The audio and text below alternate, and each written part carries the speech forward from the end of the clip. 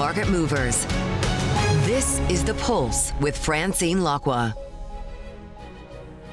Well, good morning, everyone, and welcome to The Pulse. I'm Francine Lacqua here in London. So Canada's largest pension fund has brushed off fears of an AI bubble, boosting its exposure to NVIDIA in the last quarter. Now, CPP investments returned 5.4% in the 3 months to September, boosted by stock returns and the strong dollar. It's also revamping its private equity strategy after getting mixed results. Now, the fund was worth more than $550 billion at the end of the third quarter, and I could not be more delighted to be joined by John Graham, CPP's president and chief executive. John, thank you so much for joining us. Thank you for having me. I mean, I need like 3 hours with you trying to figure out exactly what's happening in the world. But governments in countries such as the UK, Canada and Australia are intensifying pressure on pension plans to actually invest more domestically. Are you concerned that your government will do the same? It's a topic domestically. As you mentioned, it's a topic around the world as countries around the world are thinking about big infrastructure build-outs, which, if you take a step back, that's a good thing for investors like us. Investors like us who want to invest in long-duration assets such as infrastructure, especially things like pipelines, toll roads, these type of assets. Ultimately, though, what needs to happen is competitive capital comes into these opportunities. So I think there's probably a lot of discussion about it. I think the noise is probably bigger than the reality, with an understanding that the issue right now is opportunities. First step is to start creating the opportunities, and then the institutional investors will come in. And there's been a lot of talk domestically about what's the right source of capital at what stage of development. Pension plans aren't always the best source of capital for early stage development, but they can be there as a pretty reliable, trusted source of capital later in the development cycle. I mean, are you looking at specific funds or places to allocate more capital in Canada? Canada is an important market for us. So the U.S. is our biggest market with respect to investment destination, and Canada is second. And we are invested across the public markets, the private markets. I think what we would love to see is more opportunities on the large-scale infrastructure side, whether that be data centers, whether that be ports, whether that be LNG. And there's a lot of discussions going on right now domestically about building some of this critical infrastructure, which we're encouraged by. Will it come soon? I mean, do you need another team to look at it, or how does it work? I mean, again, are there any thoughts about preempting, or you're just treating it as all other investments? Like all other investments, and we don't need a special team. So we have pretty well-developed infrastructure energy teams. They invest across the globe. They invest in Europe, in the U.S., Canada, and they're actively engaged in opportunities. Again, some of these, at the early stages, they got to work through the permitting. They got to work through where government is really the right people to shepherd these projects early stage before some of the investors come in. John, many alternative asset managers are also ramping up efforts to basically attract retail investors. What does that mean for, does it mean that retail capital will just take a lot more of the co-investment pie? And what does that mean for institutional investors? Yeah, I think this is a big topic of conversation and one we spent a lot of time thinking through. I think with respect to retail, it's still early. It's still very early on how retail is going to play. I can see many scenarios where it's synergistic to the traditional institutional investors. But at the same time, I look back and take the private equity market. We've been investing in a very successful model where I think it's win-win for the general partners, win-win for us, where we invest in blind pool funds and then participate in fee and carry advantage co-investment and co-underwriting. It's worked for 25 years, and it's worked for everybody for 25 plus years. And what retail does, I think, is still in the very early innings. So is there a point, and I don't know whether it'll take a long time, that I guess the pool of co-investments available for institutional investors will shrink, or is it something that you talk about but not worry about? I think we talk about it, but we don't worry about it in many ways because we see this, again, this relationship as being very symbiotic and right. Have been very much win-win. And we've stayed through and stayed committed, let's say, to private equity through the financial crisis, through COVID. Even now, when there's been kind of a distributions have not been where they've been historically, we're still very committed to the asset class, very committed to these partners that we've had for 20 years. And so we are confident that this model will be able to keep being win-win for both the general partners and the institutional investors. John, we've made it to the end of 2025. Congratulations to everyone in the markets, because it's tariffs, it's inflation, it's Fed. We've kind of had it all. There's every week there are worries about an AI bubble that never really come to fruition. Is it going to be, most of the same themes for next year? Yeah, I think every year at the end of the year, you reflect and say, this has been the most volatile, challenging year we've ever worked through. This year may actually be it. But at the end of the day, when you take a step back and look at the markets, they've been pretty resilient and pretty robust. We continue to worry about valuations in the market. We have been knowingly underweight the AI theme in the U.S. equity markets, which from a relative performance perspective is painful. But who we are, the purpose the organization has, we have not been participating in that. So going into next year, I think we would expect some of the same themes. Yeah. But for us, what's important is to have conviction and to stick to your fundamental investment beliefs. But do you worry about an AI bubble or an AI data center bubble or AI infrastructure bubble? I think we'd worry about valuations. And I think you have to separate, the technology may very well fundamentally change the world, but it could still very much be overvalued at certain points in time. On the data center side, we are active in data centers around the world. And in many places around the world, the data center theme is as much about cloud migration as it is AI. So there's still interesting opportunities. It is actually a little bit location specific, and I think you have to be very thoughtful about where you're investing in data centers. Yeah, I know you've also been very active in the secondaries market, which is a bit of a hot spot for investor interest recently. Do you think it's such a hot market at the moment because buyers want to flip assets to retail investors?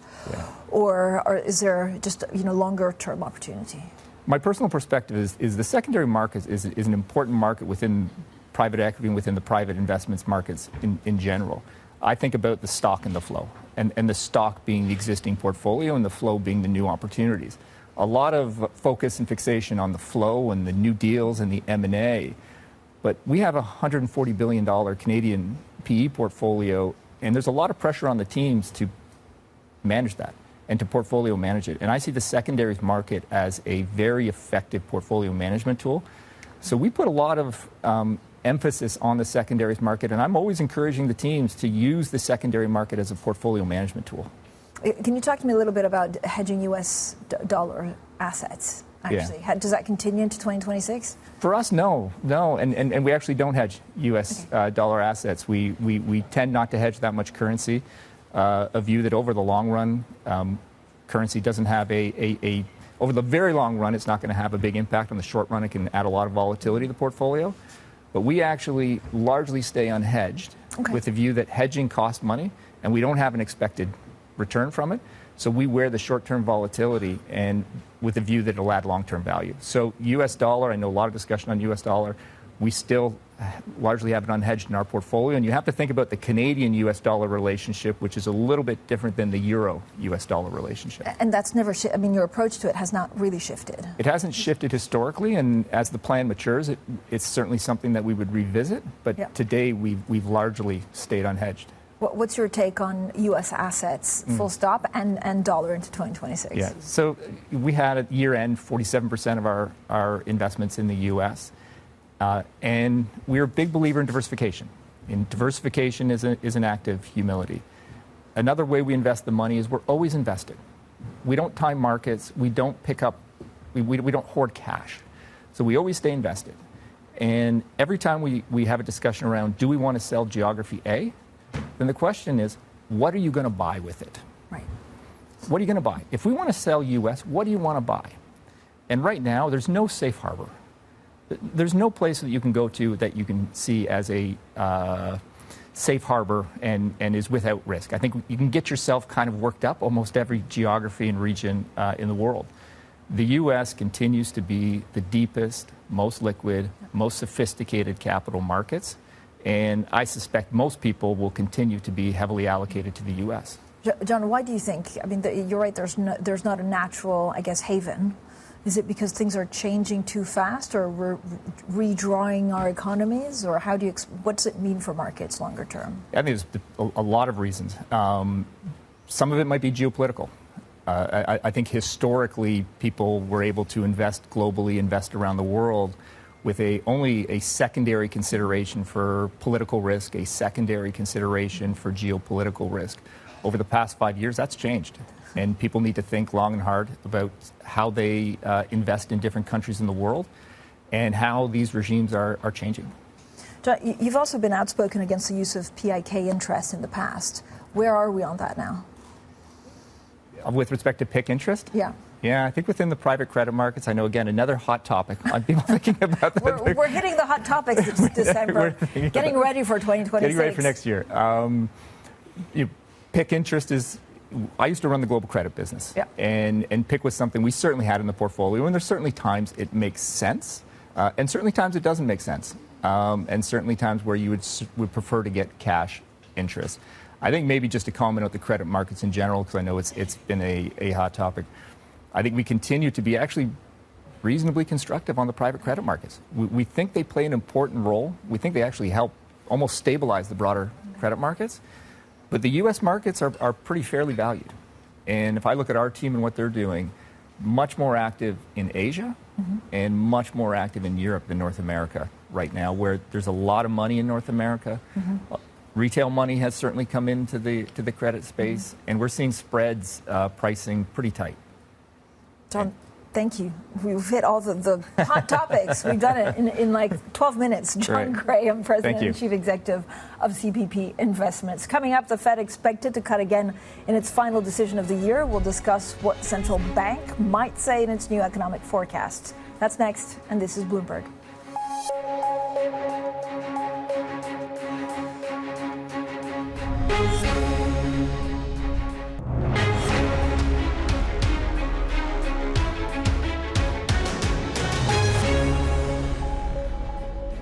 Jay Powell has done the right thing, which is he's taken the far left people of the board and he's coalesced them around, it looks like, a rate cut, which is the right move right now. I might like a bigger one, but I think that that's what the Fed chair has to do. Don't forget, you're managing a committee.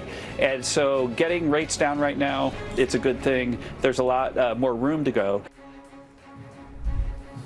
Kevin Hassett, the White House National Economic Council director, who's seen as the front-runner to replace Fed Chair Jay Powell. Now, global bond yields rising or have risen to highs last seen in 2009 ahead of the Fed's rate decision later today. Investors looking for clues in the updated dot plot for a likely path for rates. Now, we're now joined by Simon Macadam, Deputy Chief Global Economist at Capital Economics, and Skylar Montgomery, coding from Bloomberg MLive. So thank you both for joining us. It's exciting, right? I mean, Fed officials are probably primed to deliver this third consecutive interest rate cut on Wednesday. What are you watching for? Well, that's the thing. It's an interesting juxtaposition. You've got bond yields rising, expectations of sort of hawkish turns of monetary policy around developed markets, and yet here we are bracing ourselves also for a cut from the Fed. In terms of like the summary of economic projections, I'm not sure a huge amount will change. If there is a cut that has been negotiated, I imagine the hawks will have also negotiated as part of that, changing some of the language in the statement. But in terms of the actual projections themselves, well, of course, the Fed's been starved of some of the top-tier data over recent months. So it would be interesting to see what could possibly change the macroeconomic outlook fundamentally if they sort of going blind a little bit. Skylar, you've turned a little bit more hawkish this week. Yeah, absolutely. I think heading into the decision itself, that's also where the markets turn. Yep. But I think there's still ways to go. And there are kind of three metrics that I'm looking at to gauge how dovish market pricing is. One is we have a cut fully priced for this meeting. And I think a month ago that wasn't pretty much guaranteed, at least as much as it is by pricing. The second is bets that Kevin Hassett will be Fed chair have risen quite significantly. And that's kind of your more dovish outcome of Fed chairs. And then the third is where your terminal rate is. Now, this week we've had that edge up a little bit, but we're still hovering around the lows at 3%. And that 3% terminal is in line with the long-term dot. What we've seen from the Fed is as the economy is held up against very high rates thus far this cycle, they've had to move that long-term dot up. So 3% looks more like a floor. And a few times this cycle already, we've had a terminal price closer to 4%. So I think certainly as we head into next year, you need to be thinking about upside risks to that forecast, given that we're pretty much at the lows. Yeah, it just makes it difficult, right, for the Fed to toe this line. I don't know whether it's a fine line because someone will be disappointed, but it's really the inflation bit of it, the fact that it's stickier than expected, that's making a lot of people nervous on the committee. Yeah, I mean, I think this is the thing. It's very finely balanced today. As you say, I think it's a bit odd that markets have swung themselves to be so certain. I mean, I can understand there's been relatively little pushback to John Williams' speech last month. So I can understand why maybe that might be the fine balance of the outcome of today's meeting. But in terms of the inflation outlook, we've also had the NFIB survey this week, which was another call to say that actually there are some persistent price pressures that are going to be keeping the Fed rather uncomfortable in the year ahead. So, I mean, it's our expectation that we only see one more cut next year. I think the markets have still got two fully priced in for next year. And I think you're quite right. 3% is very much a floor, very much at the lower end expectations for where the Fed funds rate would end next year. I mean, to both of you, I guess we've seen a fragmented committee in the past. This feels a little bit different because of the nature of the recovery, right, or the nature of the economy. Is that fair? Yeah, I think it's fair because I think people are still trying to get the grips with the idea of what's actually happened to the underlying growth rate of the economy and whether this sort of AI investment boom that is becoming the sort of a major driver of GDP growth, whether that's got legs and whether that will continue. Our view is it is, but of course it's somewhat uncertain. But on the flip side, of course, the debate 6 months ago was how much were tariffs going to be dominating the inflation outlook. Now that's sort of shifted towards some sort of persistent price pressures in the services sector. So, yeah, the debate has been changing, and with that, you've got, understandably, a very divided Fed in an environment which they haven't got the data releases that they'd like to have by now. What does it mean for the market, Skylar? Yeah, I mean, I think what's super interesting is if you look at the Fed projections, yes, they're unlikely to materially change because we haven't had a big source of data. But the 2026 growth outlook for the Fed from September was the same as in the first quarter of 2025. And we've had huge policy shifts within that time. We've had markets move quite significantly. And I think that tells you that when you have so many policy headwinds or shifts or things going on and you have high uncertainty, you just kind of forecast trend growth. And it means you have to watch the data, which means as we have a board that's more divided, as you have to look to these individual members when you don't have consensus kind of forming behind the Fed chair as you have previously, you're going to have more volatility. You're going to have to watch the data very closely. And while risks are still skewed hawkish, that doesn't mean you're not going to get ups and downs along that way.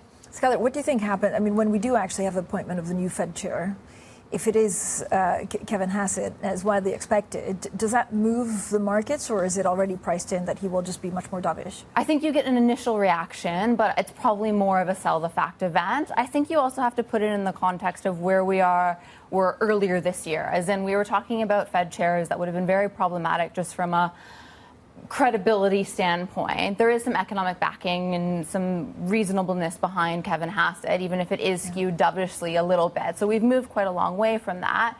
And we're not having this broad changeover of the Fed board that some were worrying about. So it's one member that's changing, maybe two if you have Stephen Moran and Powell stepping down, but there's 12 members that vote. And so you're not going to see this broad dovish shift. So yes, you get an initial reaction, but I think then there's recognition of the kind of sanity and credibleness that still stands behind the Fed. Simon, when you look at bond yields, I mean, Japan to Germany, they've climbed to multi-year highs. Is there some, does that complicate matters for a lot of debt-laden countries and therefore central banks? Well, I think in Japan's case, it's despite rising bond yields, despite the fiscal stimulus that is being announced by the new Prime Minister, actually, I think the fiscal health in Japan is actually improving. I think it's still underestimated how healthy Japan's fiscal balance is. General consensus expectations, the IMF forecasts have continually, massively understated the health of the fiscal trajectory in Japan in the last couple of years, and they continue to do so. So you're stimulating from a relatively healthy place. And the pass-through from bond yields to the actual debt interest costs for the Japanese government are extremely slow because of the long-dated nature of maturity bucket of their outstanding bonds. So I really don't think this is a big fiscal concern for Japan. But in terms of in the European markets, Germany's obviously in a very healthy place. It's what we've got to be watching there is spreads. And for that reason, we've got to be worried most about France, for the same discussion as the last time I was on the show. And we're discussing about how France is still politically and fiscally in the sort of same position as it was many months ago. I mean, traders now no longer see an ECB interest rate cut in 2026. This is largely after we also spoke to Isabel Schnabel. Traders see the ECB boosting. Basically, you see a 50% chance of a 2026 hike, which also seems quite high.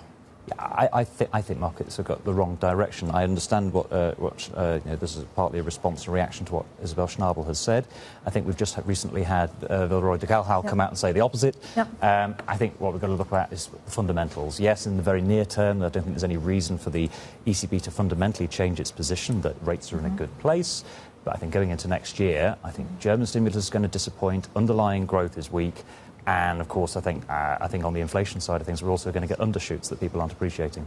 Okay, thank you both for joining us. Bloomberg MLive's Skylar Montgomery coding. I suggest everyone go and read MLive. It's just absolutely fantastic. Simon Macadam, Deputy Chief Global Economist at Capital Economics. Now, on to geopolitics, and Ukrainian President Volodymyr Zelensky says he expects to have a meeting of leaders with U.S. President Donald Trump within the next couple of weeks. This comes as President Trump chided Europe in an interview with Politico, calling its leadership weak. Bloomberg's chief Europe correspondent Oliver Crook joins us now with the very latest. So, Ollie, what more do we know about this leaders' meeting sometime in the next couple of weeks?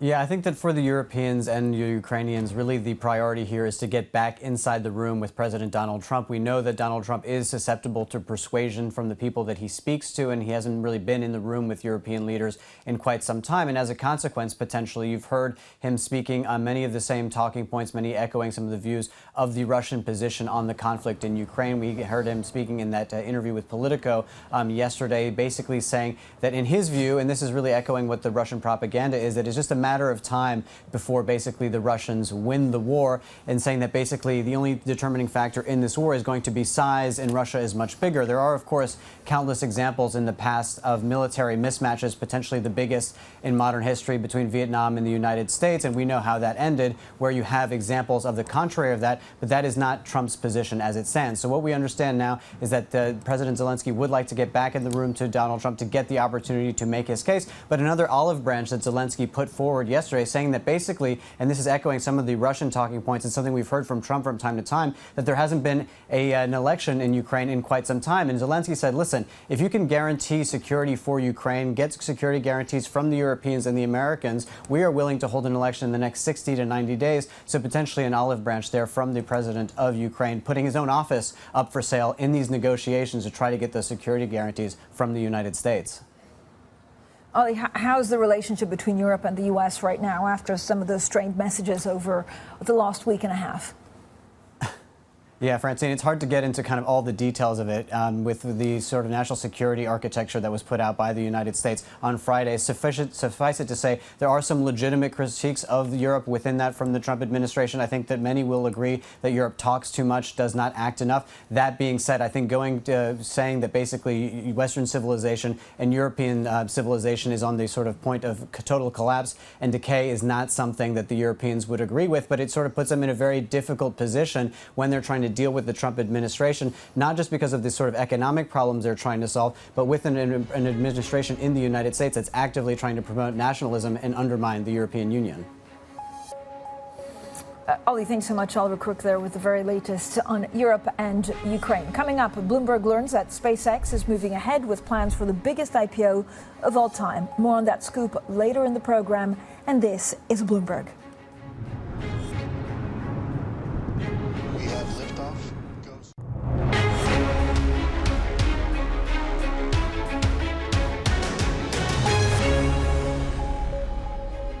Good morning, everyone, and welcome to The Pulse. I'm Francine Lacqua here in London, and these are your top stories. Traders await the Fed's latest economic forecasts, with the central bank expected to cut for the third consecutive time. The favorite to become the next Fed chair says there's room for a jumbo cut.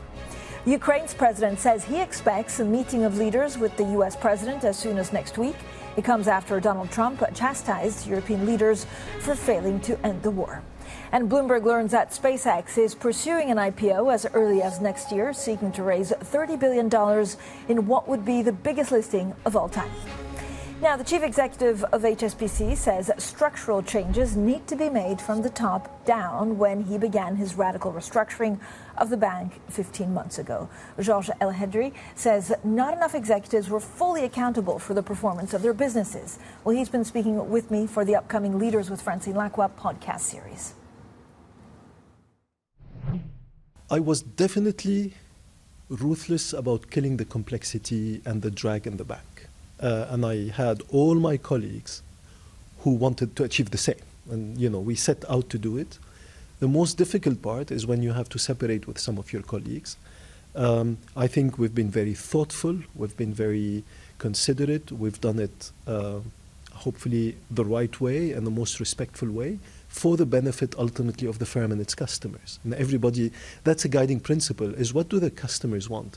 They want a bank that moves at their pace. They want a bank that moves fast in a fast-moving world, fast-moving customers. We needed to be agile. We needed to be, to be ready for a modern world. And to be that, we needed to be simple.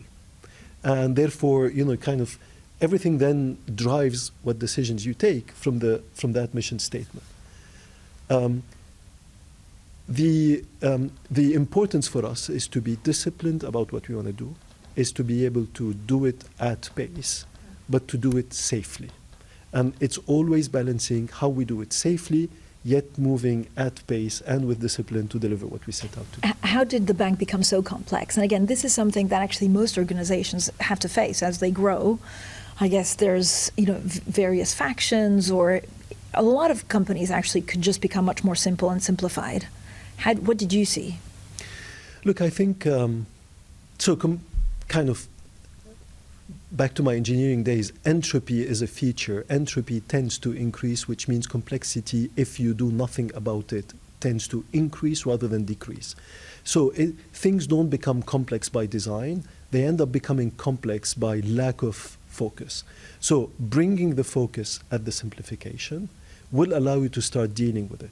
That's the first observation. Second observation is you have to be extremely methodical.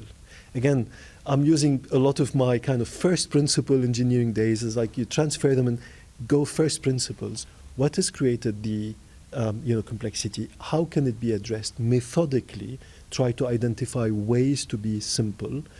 Some of the ways to be simple is to decide not to do certain things, and this is why we exited a number of activities, but to be able to basically build it, if you want, from the bottoms up. The third thing is when you're taking structured decisions, you have to start from the top down. You can't take structured decisions from the bottoms up. Your first principles start from the bottom up. Your structural decisions, your organization decisions have to start from the top down. This is why the first decision structurally I've taken relates to simplifying the group operating committee. We moved from more than 20 people to about 12. More importantly, we moved from 0% single accountability.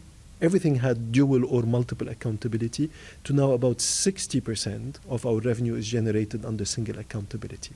So that's important. And then the last thing, Francine, is to be patient, because we're not solving simplification overnight.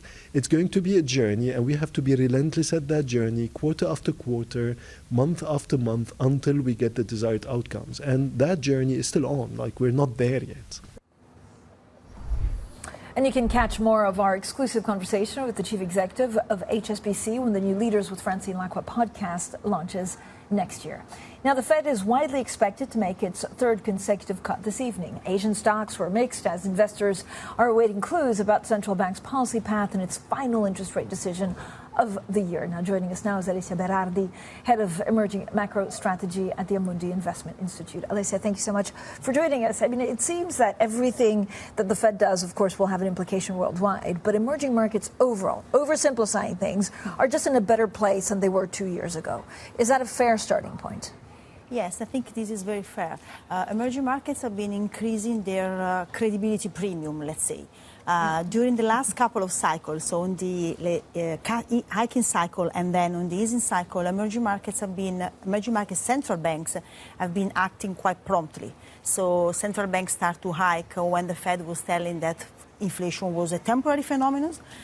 Central banks in emerging markets such as Brazil start to cut when the Fed was still hiking. Because let's say there are two main drivers here. One is that these central banks have been focusing mostly on their domestic conditions. Yes. So inflation and how to rein in the inflation base. Maybe emerging markets are more used to the inflation, out of the anchored, and therefore they were more promptly to act. And on the second side, let's say the emerging markets have been graduating from their kind of external fragility or external vulnerability. They have much healthier reserves levels. They've been rebalancing in terms of external accounts. So that clearly helps in having less exposure to the dollar strength. Alessia, talk to me about, it's U.S. dollar, right? So it's U.S. dollar appreciation that could maybe change the way that emerging market central banks will be foreseen, and what they do next. What are you expecting dollar to do actually next year? Yeah, we still expect dollar remaining relatively weak. And that clearly is, together with lower or relatively lower U.S. yields, is a very conducive environment for emerging markets investments, even in 2026. Indeed, I think that dollar behavior is one of the catalysts to look at for emerging markets, because we are wondering how the dollar can return to be the safe status asset. And that maybe if the Fed changes completely the path, and then instead of cutting or even remaining on hold, is going to hike. That is completely out of the radar, so we do not expect that happening. I mean, there's a lot of talk, and I keep on hearing about, there's a lot of Asian trade amongst Asian countries, for example, because of China. Now, the question with China is, are we going to see decoupling, or are we going to see stimulus into 2026? How much does the China story actually change how you see some of the emerging markets in Asia? Yeah, we've been seeing interesting data out of China on trade, and even some interesting trends on the renminbi. So first of all, trade. Trade is a confirmation of the trends that are there since a while. There is a sort of, let's call it decoupling, even if it's a strong word, because exports to the US have been declining since a while, and exports to the rest of the world are instead increasing quite safely. On the other side, let's say imports are weak, witnessing that domestic demand remains weak. So the story of China is really well caught in that trade balance data. On the renminbi side, the market has been increasing, is more and more convinced that there is some kind of manipulation of the currency by authorities. We really don't buy that. Looking at the fixing, PBOC is fixing, the renminbi on the weak side in the latest days. So that means that there are seasonal factors, dollar weakness, that are supporting the renminbi. But in reality, we don't think that the central banks and the authority wants a strong currency. If you had to pick a couple of emerging markets where you see the most, interest or value into 2026, how do you break that down? Yeah, we have to distinguish between asset classes, right? Yes. Because on the debt side, for example, on the local debt side, we still like Latin America and Eastern Europe, maybe less Asia. On the our currency side, we like high yields, so sub-Saharan African country and countries like that. While on the equity side, we remain constructive on Asia for an alternative to the IT let's say sector, or eventually for valuation reason or other exposure to interesting trends like FDI, commodity. We like even Latin American countries. Such an interesting conversation, Alessia. Thank you so much. Alessia Berardi, head of emerging macro strategy at the Amundi Investment Institute. Now, Amazon has more than doubled the amount it plans to invest in India, pledging to spend $35 billion in the country by 2030. Investments will be AI and logistics infrastructure and is expected to create an additional 1 million jobs in India. Now, it follows Microsoft's pledge to invest $17.5 billion in cloud computing in India over 4 years. And Australia's ban on social media for under 16s take effect today, with platforms facing hefty fines if they fail to block young users. TikTok, Instagram, Snapchat, YouTube, and Reddit say they will comply, despite voicing opposition to the rules, while policymakers in countries including Indonesia, Denmark, and Brazil are weighing similar measures for the Lacqua households. I may just make the kids believe that we live in Australia. Now, Bloomberg has learned that SpaceX is moving ahead with plans for an IPO next year, potentially the biggest in history. Sources say it aims to raise significantly more than $30 billion, with the company seeking a valuation of about $1.5 trillion. Let's bring in Bloomberg's Kate Duffy. Kate, this is so exciting because it's such a massive IPO. First of all, why are they pursuing an IPO? And good morning. Morning, yeah. Thanks for having me on. So SpaceX is obviously one of the biggest names in space right now. It's the company that everybody's talking about in the space sector, and companies are comparing themselves to SpaceX's progress at the moment. So this is really exciting, and SpaceX is also the only company at the moment that can reliably deliver satellites and people into orbit. No other company can do that around the world on a frequent basis, as SpaceX is doing. And so some of the funds that they expect to raise from this IPO is going to go into space-based data centres. So there's clear ambitions for growth here with this IPO. You know, they have their Starship space rocket, they have the Starlink satellite internet service, and also the Falcon 9. We're seeing progress through that, and this IPO will just only present more progress for them. So, I mean, again, it's incredible to just think of how big this IPO would be. I mean, are there some concerns about, you know, first of all, the CEO and who's in charge and whether they can attract enough capital? Yeah, there's probably some doubts in the sector. That's still yet to be seen. But as you say, this would be one of the biggest IPOs. They're set to raise more than $30 billion. So this is an incredible amount. And also, they're currently one of the world's most valuable companies at the moment. They're, as I say, making progress with their Starship rocket. This is the rocket that they intend to send humans to the moon and sometimes beyond Mars as well eventually. They're also inking far more deals with Starlink at the moment. That is something that is a very lucrative business segment for them. The likes of British Airways and Virgin have now got Starlink, or will roll out Starlink on their aircraft. So we're seeing, potentially some growth there. So interesting, Kate. What a story, right? Kate Duffy, they're the very latest on SpaceX. Coming up, President Trump lays into European leaders in an attack on Washington's traditional allies. We'll dig into that next. And this is Bloomberg.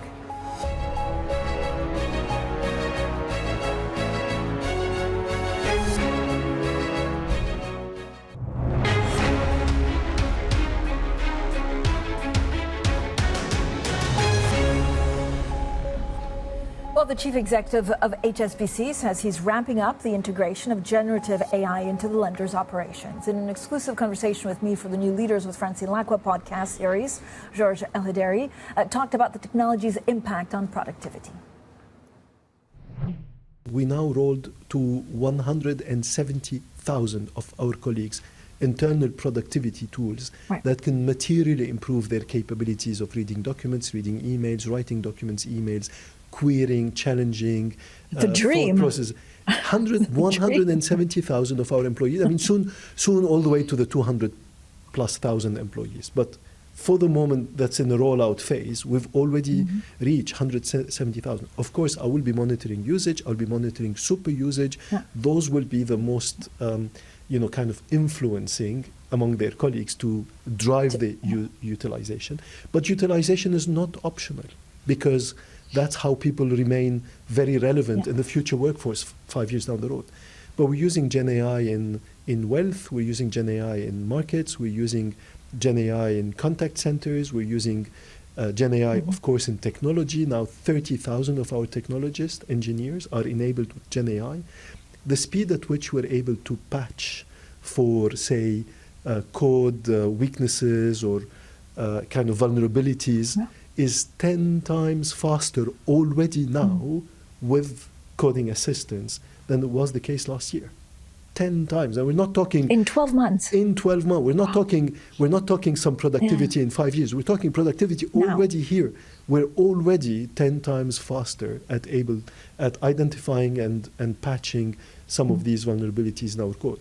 This is hugely transformational. So you can imagine how important it is. Now I go back to the first part of your question, Francine, is what are the skills that are needed for banks? I would say there is no one particular skill that's going to be critical, but it is going to be the ability to learn. Because you can come in a bank coming from an engineering background, from a technology background, from an accounting background, from a finance and economics background. You can even come into a bank somewhat from a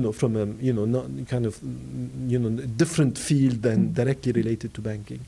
But once you're in the bank, your career, the customer's expectation are such that you're going to have to continuously learn. And if you think you know it all, then there is no place for those, in an evolving landscape.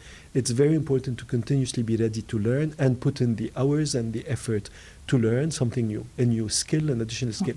Today, the most important learning capability is how to best embrace Gen AI and innovation in general.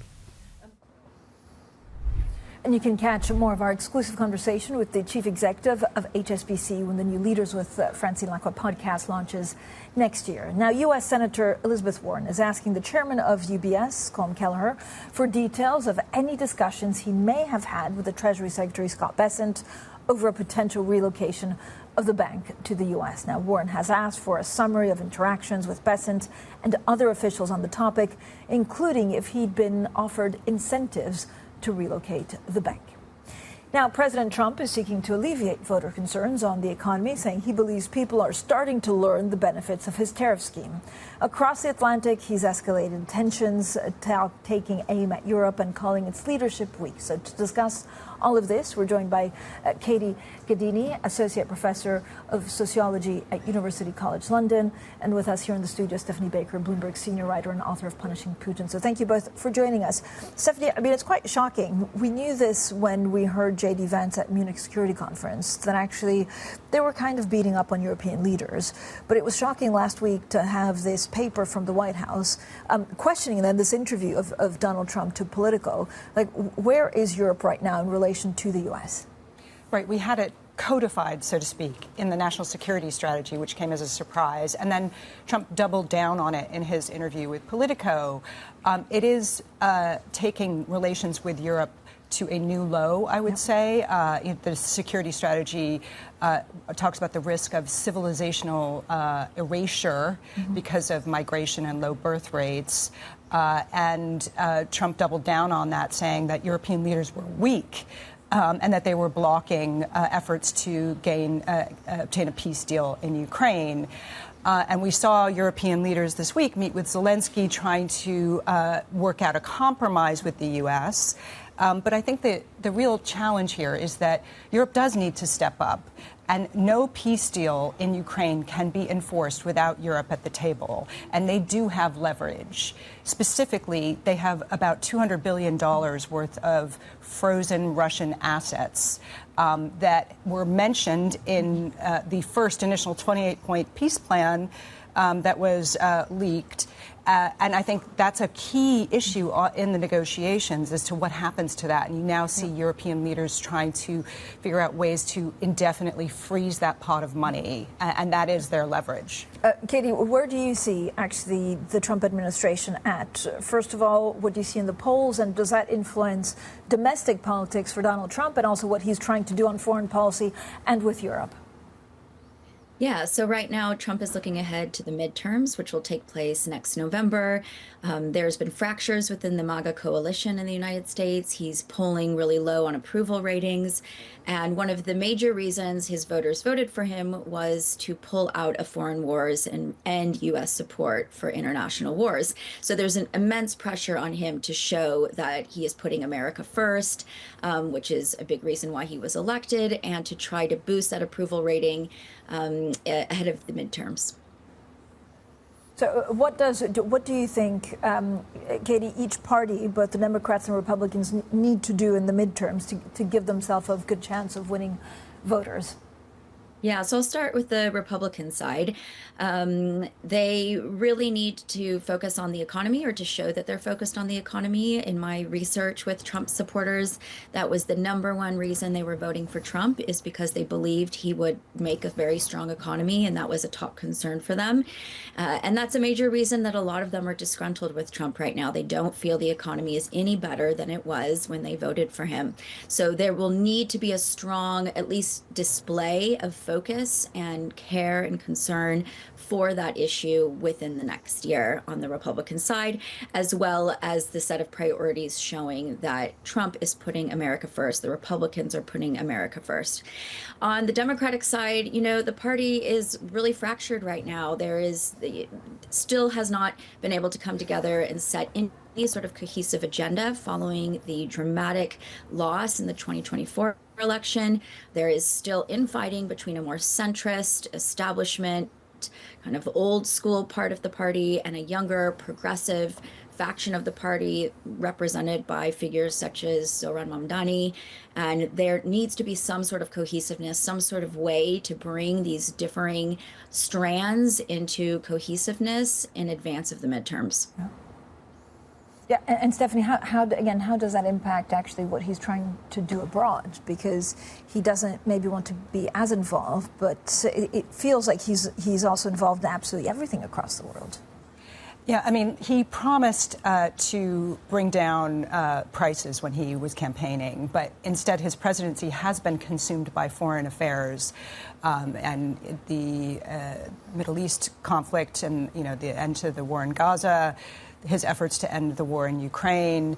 And there hasn't been enough focus on the economy, which is why you saw him give this speech in Pennsylvania, where he actually tried to dismiss the word affordability as, not a ridiculous concept, which I think is, in a way, doubling down on the sort of message that Biden was giving, was that, inflation wasn't a problem. In reality, inflation is about the same as it was now, when Biden left office.